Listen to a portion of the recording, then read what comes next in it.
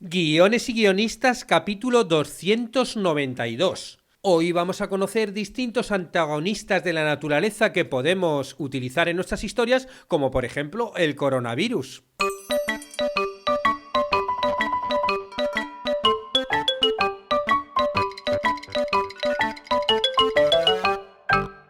Buenos días a todos, bienvenidos a Guiones y Guionistas, el podcast con el que todos podemos aprender a hacer guiones y en el que el guionista es el rey y la guionista la reina. Yo soy David Esteban Cubero y cada semana salimos al aire con 2 programas en los que vemos un nuevo elemento, técnica o herramienta para que sepáis más del solidario mundo de los guionistas y el genial arte de los guiones.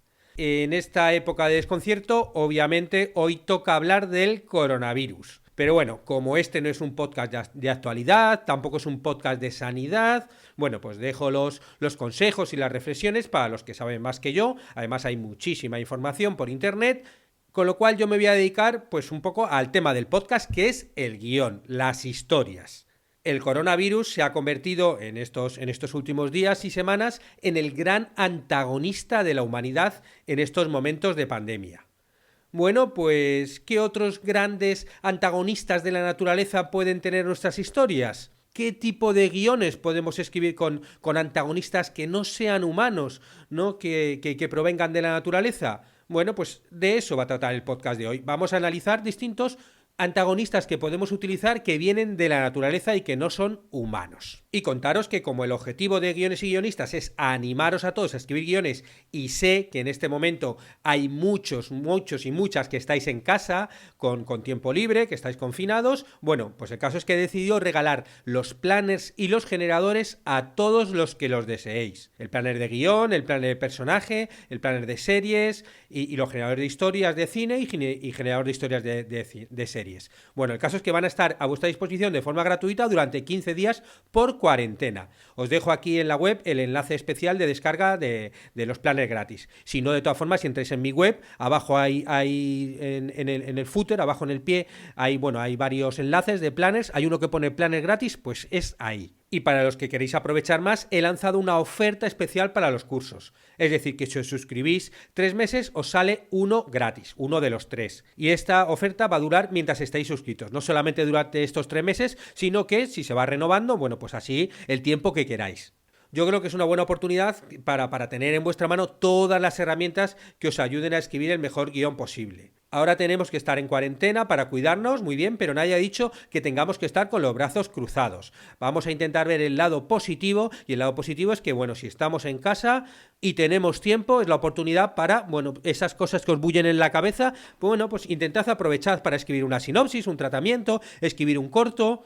Apagad un poco las noticias de televisión, alejaros un poquito del bombardeo, vedlas solamente un poquito al día y ya está, porque si no uno se vuelve medio loco y nada, utilizarlo de forma creativa. Con lo cual ya sabéis, tenéis los planners gratis y luego la suscripción con un descuento. Porque os recuerdo que en la plataforma ya tenemos 48 cursos de guión para que podáis escribir vuestras propias historias y bueno, tenemos cursos de todo, si vais a itinerarios veréis los 5 módulos, con lo cual ahí podéis organizaros qué cursos hacer antes y cuáles después. Yo, bueno, mi idea aquí obviamente es seguir 2 podcasts a la semana y las 3 clases de publicación, pase lo que pase. Hoy, por ejemplo, Hoy continuamos el curso de desglose de guión y vamos a ver cómo utilizar los programas de escritura de guiones para hacer un desglose. Y lo vamos a hacer con el ejemplo de Final Draft, porque bueno, es un video tutorial donde vamos viéndolo ahí. Aunque yo creo que también lo podéis utilizar en otros programas de guiones. Vamos a ver cómo desglosar de forma rápida los personajes, las localizaciones y cómo podemos etiquetar todos los elementos del guión para hacer desgloses posteriores. Vais a ver que es todo muy práctico. Y el sábado continuamos con el curso de nuevas estructuras narrativas en el que vamos a seguir analizando propuestas. En este caso vamos a ver otro modelo muy popular, la hoja de tiempos de Blake Snyder. ¿Estáis dispuestos a salvar vuestro gato en 15 pasos? Muy bien, pues la clase la veremos el sábado. Y nos vamos con estos antagonistas no humanos. Lo primero que nos toca es definir de forma sencilla qué es un antagonista. Que en pocas palabras, bueno, pues el protagonista es el personaje principal de una historia y el antagonista sería como el personaje opuesto, ¿no? El personaje que se opone al deseo del protagonista y le obstaculiza su objetivo pues a lo largo de toda la narración. aunque bueno, normalmente las cosas no suelen ser tan simples en la narración de las historias, porque normalmente solemos tender a pensar en los antagonistas como personajes, pero el papel del antagonista a menudo lo tiene una fuerza no humana de la naturaleza, es decir, que puede ser cualquier cosa que propulse la trama al avanzar empujando o desafiando al protagonista. En la vida real, bueno, si somos sinceros, raramente nos enfrentamos a los villanos tradicionales. Es decir, que vale, sí, Batman está peleando contra Joker, Spider-Man contra el Duende Verde, pero en la vida real no tenemos archienemigos, ¿no? En nuestra vida cotidiana. Normalmente nos enfrentamos a otros elementos de la naturaleza fuera de nuestro control. Y son los que vamos a analizar en el podcast de hoy y vamos a ir viendo ejemplos de películas para cada uno de ellos.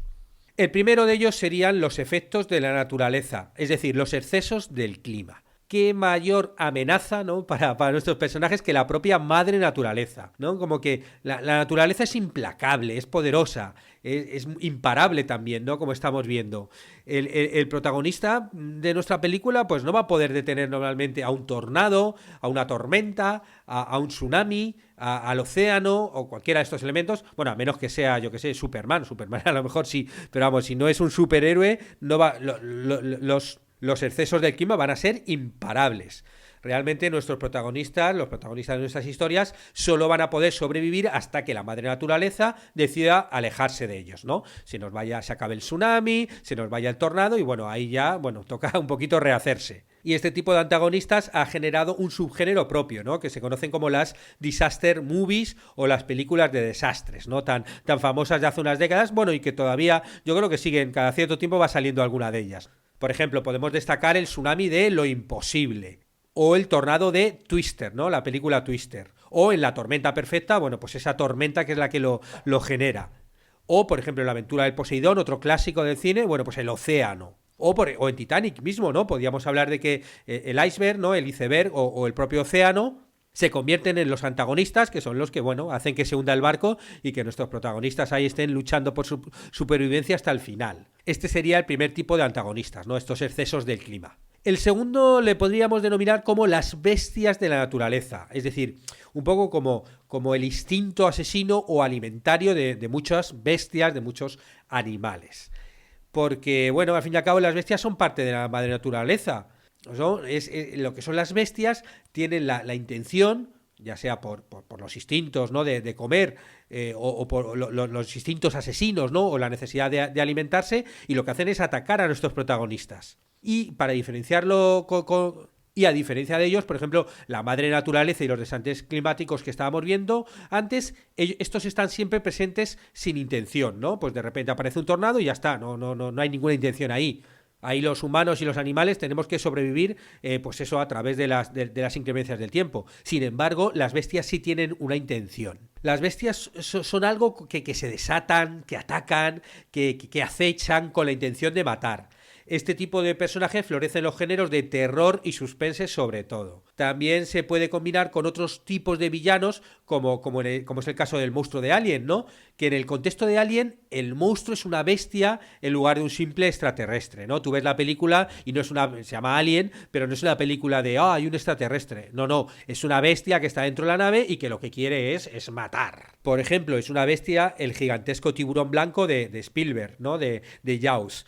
Que amenaza a los habitantes y turistas de un pueblo costero. Y, por ejemplo, las películas de la época que surgieron tras el éxito de Tiburón, que hubo muchas, como por ejemplo Orca la ballena asesina, inspirada vagamente en el espíritu de Moby Dick de Melville, que ese sería otro de los grandes bestias, ¿no?, esa ballena.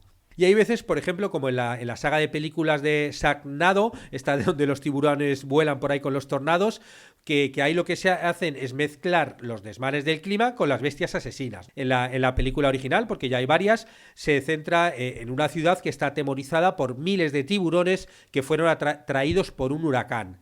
Y cuando los tornados se empiezan a formar y criar a los tiburones de la tierra, bueno, pues los asesinos mortales comienzan la destrucción en el agua, la tierra, el aire, ¿no? Pues eso, ahí se mezcla el tornado con la bestia, con el tiburón. El tercer tipo sería lo que yo he llamado las anomalías de la naturaleza, ¿no? Y centrándome sobre todo, por ejemplo, en plagas. Porque claro, hay veces que la naturaleza sufre alguna anomalía y los seres vivos se comportan de forma diferente y peligrosa convirtiéndose en antagonista de las historias. Los animales normalmente inofensivos, bueno, pues se unen en manadas o en plagas, ya sea por fenómenos naturales o provocados por la mano del hombre y, bueno, pues se convierten en ofensivos. Una de las películas clásicas sería Los pájaros de Hitchcock, que, bueno, no sé si recordáis, pero bueno, ahí como que las aves comienzan a agruparse y a atacar a los humanos de forma indiscriminada, terrorífica y sobre todo incomprensible. Es algo que realmente, bueno, los personajes no saben por qué, pero como que les empiezan a atacar los pájaros. Y lo curioso de esta película es que está basada en una novela corta escrita por Daphne du Maurier y además en un caso real. Esto es muy curioso, porque el caso real ocurrió en 1961, unos años antes de la peli, y le trajo a la memoria a Hitchcock el célebre cuento de Dumardier, que ya lo había leído, e incentivó las ganas de llevar a cabo el film, ¿no? Hay un periódico local en California que publicó una noticia que decía lo siguiente: sobre las 3 de la madrugada, una lluvia de pájaros se precipitó sobre los tejados de las casas, despertando a la población que, asustada por la ofensiva de las gaviotas, salió corriendo de sus viviendas y se defendió con improvisadas antorchas de fuego. Por la mañana, los habitantes de la ciudad se encontraron con las calles cubiertas por los cadáveres de los animales.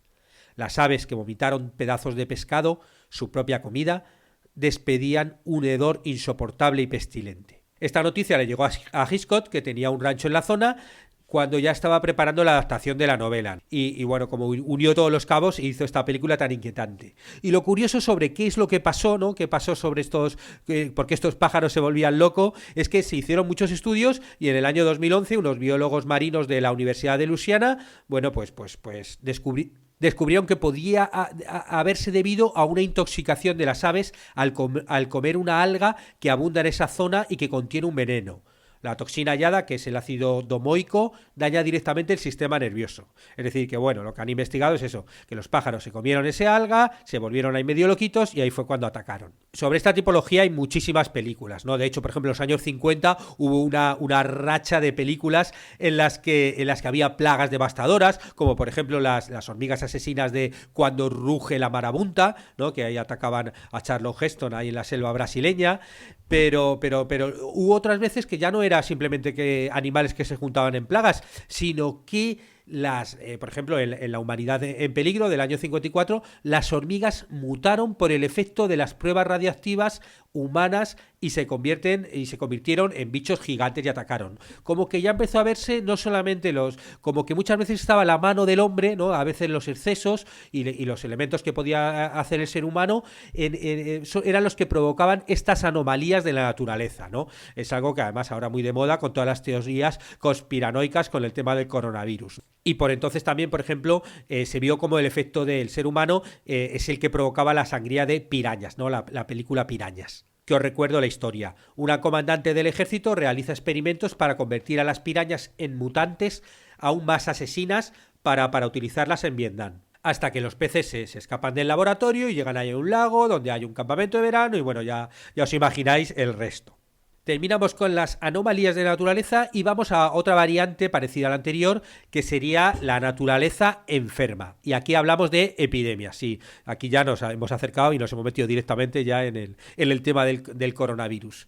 Porque, bueno, los virus y las bacterias, como nos están informando mucho ahora los especialistas, la verdad es que forman parte de la naturaleza y si no fuera por ellos la vida no existiría, o sea, son algo positivos en general. Pero cuando sufren mutaciones y se propagan de forma indiscriminada, como por ejemplo el coronavirus, pueden convertirse en el mayor antagonista de la propia humanidad.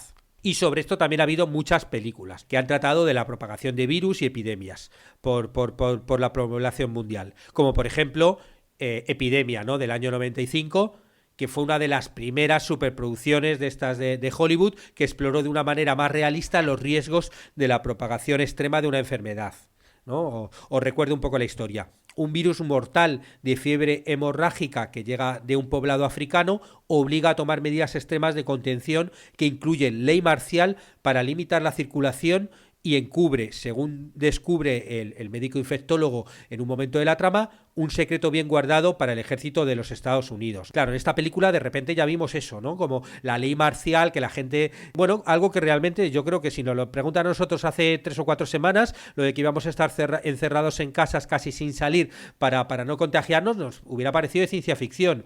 Bueno, pues esta película de hace 25 años ya iba un poco por ahí, ¿no? Además de meter todo este lado más conspiranoico de los Estados Unidos. Pero hubo otra realmente que también se acercó bastante a lo que nos está pasando ahora. Me refiero a Contagio de Steven Soderbergh, del año 2011, ¿no?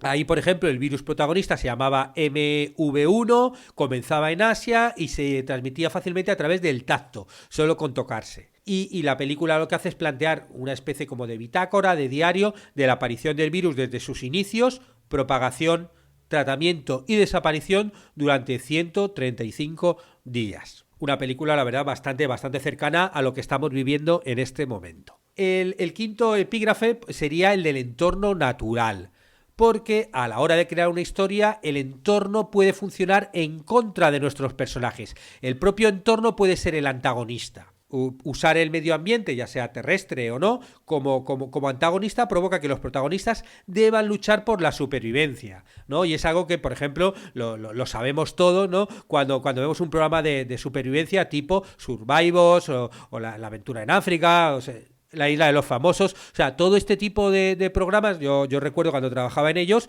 realmente el mayor antagonista de los concursantes, independientemente de la parte de concurso que luchaban entre ellos, era simplemente sobrevivir al entorno, que venían los bichos y les picaban, que construían el este y les llovía, que luego no conseguían pescar o no conseguían cazar, o sea, sobrevivir en ese entorno hostil era realmente el antagonista, ¿no? Como también lo hemos visto, por ejemplo, en Náufrago, la de Tom Hanks, o bueno, el propio libro de Robinson Crusoe y todo ese mito de Crusoe que a lo largo de estos últimos siglos hemos visto en muchísimas narraciones de muchísimos medios. Si nos centramos, por ejemplo, en el cine, en la película Wild, que se llamó como Alma Salvaje, bueno, tenemos ahí a Reese Witherspoon, que hace una caminata durante 1.600 kilómetros ella sola, ¿no? Y este entorno, bueno, pues como que la obliga un poco a desafiar y enfrentarse a sus demonios del pasado, del presente y un poco esa cosa interna, ¿no? Pero otras veces no hace falta que sea en la Tierra. Los personajes, por ejemplo, de la película de Martians, la de Marte, o en Prometheus, se enfrentan a entornos de otro mundo. Tienen que luchar para escapar de Marte o tienen que comprender el lugar que están explorando. Y la sexta serían directamente las enfermedades, porque la naturaleza no siempre ejerce como antagonista desde el exterior de los personajes. Hay veces que puede atacar desde su propio interior. Nuestros personajes favoritos muchas veces luchan contra los antagonistas invisibles cuando se enfrentan a enfermedades, ya sean mentales o complicaciones físicas. Que uno de los protagonistas de la historia padezca una gran enfermedad puede ser el mayor conflicto de la historia o ejercer directamente como antagonista. Los personajes, por ejemplo, en la película Joel y Raquel y en otra, en Simple Alice, lo que hacen es enfrentarse a las fuerzas fuera de su control, ¿no? El cáncer, ¿no? En Joel y Raquel y el Alzheimer, ¿no? En Simple Alice. O, por ejemplo, en El lado luminoso de la vida, ¿no? El personaje de Bradley Cooper, Pat, sufre trastorno bipolar, ¿no? Que fue el que causó el incidente que lo envió a la institución mental, donde lo encontramos al comienzo de la peli. Y ese trastorno bipolar se convierte en el antagonista, ¿no? Para él, a lo largo de toda su historia. Y por otro lado, por ejemplo, el antagonista en el Club de la Lucha, al principio parece ser el personaje de Brad Pitt, ¿no? Y al final, pues todos los espectadores llegamos a la conclusión de que Tyler Darden es solo la manifestación física del personaje narrador delirante de Ed Norton, ¿no? Ya vemos que realmente, pues simplemente estaba loco y era un personaje imaginario, con lo cual tenía al antagonista dentro de sí mismo. Bueno, esto ha sido una especie como de medio tipología, ¿no? De distintos antagonistas que podemos encontrar en la propia naturaleza. Ahora, bueno, no os voy a decir, ya me imagino que habrá muchísimos guionistas y productores pensando en historias a partir del coronavirus, ¿no? Y bueno, pues a ver quién la produce antes. Pero bueno, si nos gusta este ejemplo de buscar antagonistas en la naturaleza, no hace falta que nos vayamos al virus, que estará todo el mundo pensando en ello, pero bueno, os he dado algunos ejemplos de qué otro tipo de antagonistas podríais utilizar. Muchas gracias a los comentarios y valoraciones en iTunes, iVoox, YouTube, Spotify. Ahora que hay mucho confinamiento, que la gente está encerrada, si pensáis que este podcast le puede servir a alguien, le puede ayudar, le puede estimular a seguir escribiendo, pues nada, pasárselo por boca, por mail, pues como queráis, pero hacérselo llegar. Muchas gracias a los que os suscribís a los cursos de guión o contratáis las consultorías y mentorías porque ayudáis a que este podcast se mantenga.